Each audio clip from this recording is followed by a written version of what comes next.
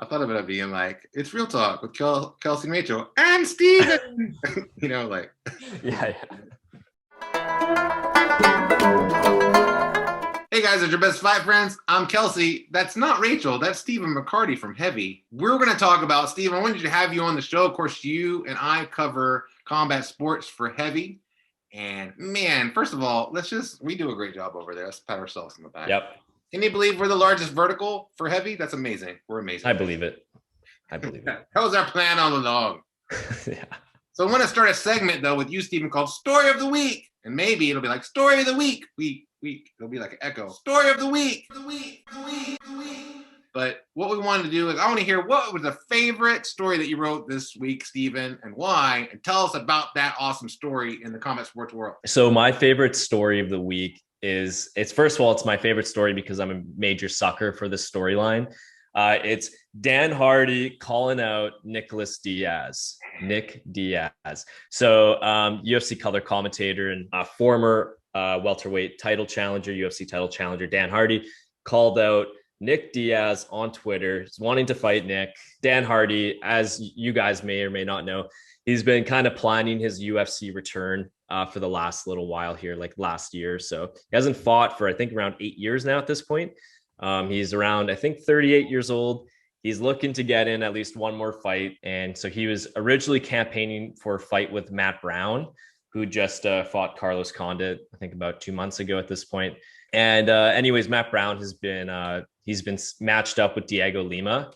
And so Dan Hardy's like, okay, well, if I can't fight Matt Brown, who should I call out? Well, he calls out the guy that everyone always calls out and everyone waits and hopes to fight again, Nick Diaz. So that's my favorite story.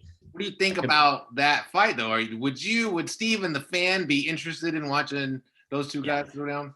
Yeah, absolutely. Yeah. I like it because they both haven't fought for a hot minute, right? I think last time Nick Diaz fought was in 2015 when he lost to Anderson Silva, and then obviously it was overturned because of all the marijuana and drug issues with both the fighters. So he hasn't fought for, over, I guess, 6 years at this point. And then Dan Hardy. With Nick Diaz, didn't they suspend him for like a long time but it was for marijuana? Yeah, originally, yeah. So he tested positive for marijuana and it was a 5-year suspension that they were going to hand down to him, but he fought it.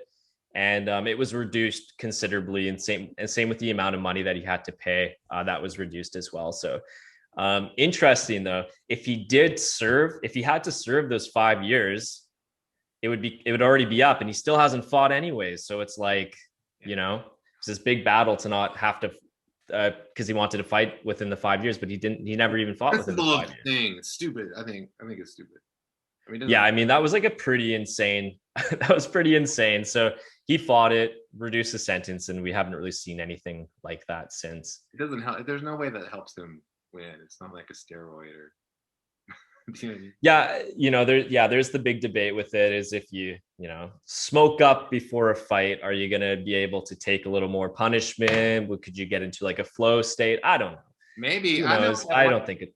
When I was younger, in my younger days, I used to wait tables. I would go to this dude's house and he would toke up while we were playing video games and he would just wreck me. I don't know. Maybe it doesn't help him. You should have drug tested him before you guys played. Yeah, who knows? All I can say is I'm very happy that he didn't receive the 5-year punishment, but also it's been 6 years now and he still hasn't fought. So it's just interesting. I think that's a great fight. I'm excited for Dan Hardy to come back. He's on a 2-fight win streak, hasn't fought for, I think, like I said, I think it's 8 years at this point. But it's a fun fight between two old school veterans, two guys that have fought George St. Pierre. They have like a lot of, Nick Diaz, he's won title and Strikeforce. There's a lot of, a lot of fun narratives into this. I think the buildup would be fun. But the question comes down to is like, where's Nick Diaz? Because remember, Kelsey, what happened, kind of later in 2020, Ariel Helwani, ESPN's Ariel Helwani came out with reports saying Nick Diaz went through like a trial weight cut and to get down to 170. He looked good. He felt good. And he wanted to return in 2021. Well, we are 2 months into 2021? Haven't heard a word. Where's Nick Diaz? He's somewhere. He's definitely, I've seen like clips and images and videos of him on Instagram. He does train. Yep, He seems he does interested train. in fight. And then you're right. Dan Hardy has been talking about a comeback for a long time. Yeah. I always love when you can put, if you're going to put guys that maybe haven't fought in a while, or especially older guys with names, put them in against each other because they both have a name, both can drive interest. And I'm totally down for that fight. I'm all about Nick Diaz returning. If that's a lot of people, if they, Nick Diaz hasn't fought in a long time, maybe sometimes what happens in combat sports as people get older, fans don't want to see their guy come back because maybe they wanted to remember him in a certain way. But I always side on the, if the fighter wants to fight and he can pass the test, let him fight. This is his life. This is what he's wanted to do and done his whole life. So I'm all about supporting fighters when they want to fight, because that's what fighters do. Yeah, absolutely. And it's not like he's at an age where it's like, oh man, like I can't believe he's coming back. He's in his mid 40s, and just so obvious that his prime is so much further behind him. But he can still, as far as I'm concerned, we haven't really seen him fight obviously for a long time, but he's at that age where he can come back and he can fight. I don't have any issue with his age. As you said, as the fighter wants to fight and they can medically pass all of their tests, then yeah, let them fight if they want to fight. You only have such a short window in this life to be able to fight, right? Like after most fighters, when they hit 38, 39, 40, that's the end of their career. So if he wants to get back in there, come back in. Dan Hardy, it's exciting. I love it. I love when they put in two kind of like veterans, legends, if you want to call them, like what they did with Carlos Condit and Matt Brown a couple months ago, right? Those were two old school guys that came in. It was just fun. It was fun to see those guys. So I'm all here for it. I'm all about Carlos Condit. I love watching the dude fight. He's also the only UFC fighter that I know that has his own pair of like fancy jeans to show. Yeah, that's true. And they're fancy. They're like so fancy. And I was like, I can't buy these jeans. I don't own a pair of jeans that are, they're too fancy whatever for you, or what? This isn't Wrangler or whatever. This ain't Levi. I've never even heard of this. What do you mean I can get jeans that are that I measure for? I don't know about anything like that. What?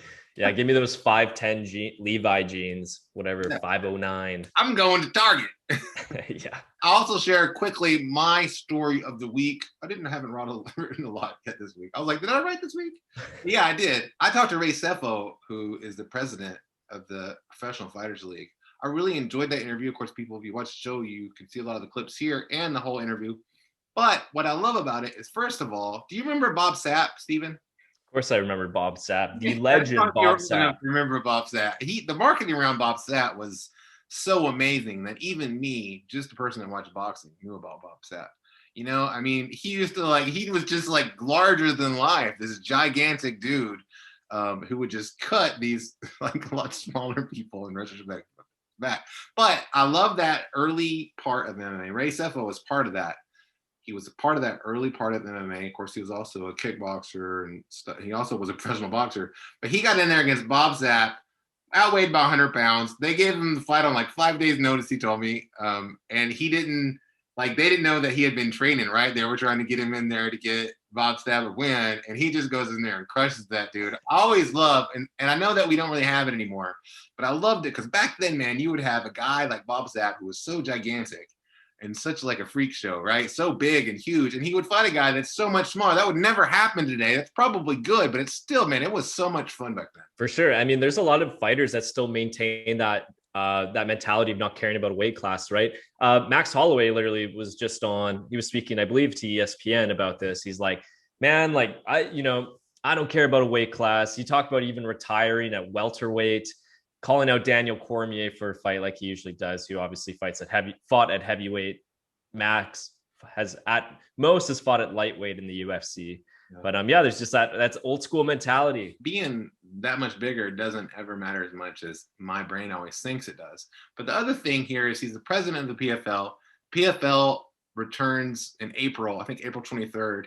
I love the PFL's format, Stephen. Have you seen this thing? It's a league. It's like American Sports League. And then they go to a playoff and then they fight for $1 million. They get to fight for $1 million. So Kayla Harrison, this was in her second year as a professional, became a world champion, and got to fight for $1 million. I think that's awesome. Totally. Yeah. It's just great to see these other promotions out there offering, amazing financial opportunities for some of these fighters that are no longer in the UFC or haven't made it to the UFC. The Bellators of the world, one FCs and now PFL as well. Got Anthony Pettis over there. They're fun. They're fun tournaments too. You got the Red King, Rory McDonald's over there. Lance Palmer, who has there. I mean, like, this season is going to be a lot of fun, I think. And maybe it's just that I loved Mortal Kombat when I was a kid, playing that stupid video game. But every time I think of it, I'm like, the tournament. Like, here comes the tournament is about to begin. It's so exciting. Think how excited everyone was about the potential lightweight tournament in the UFC, right? There's something about having that tournament. Bellator's got that insane light heavyweight tournament that they're starting, right? There's something about 8 men enter, 1 man leaves the champion. There's something about that, right? I think that's great. It's what makes March Madness here in the United States so popular, right? College basketball, they play this tournament, and if you're good enough to win it, you can win it. It's not like that in every sport, unfortunately. And then even in combat sports, sometimes in the UFC, but especially in boxing, man, you do not get the fights that you want to see. You don't get these tournament type atmospheres. And so when you get that, you get to crown a real champion. I love it. It's exciting. I can't wait. I can't wait also. Thanks for coming on the show. Of course, we're going to have you here regularly, once weekly. Maybe someday it'll be once daily or twice a day. We'll see, Steve. And next time, of course, we'll have Rachel here. I think we'll have to see how all that works out. How many Zoom boxes can we fit in here? Maybe she can just sit. She can go right up there or something. Technically, I'm supposed to be over here. Yeah, I'll shove over a bit. Anyway, he's Steven. I'm Kelsey. Thanks for watching. This is Real Talk. Bye. Bye.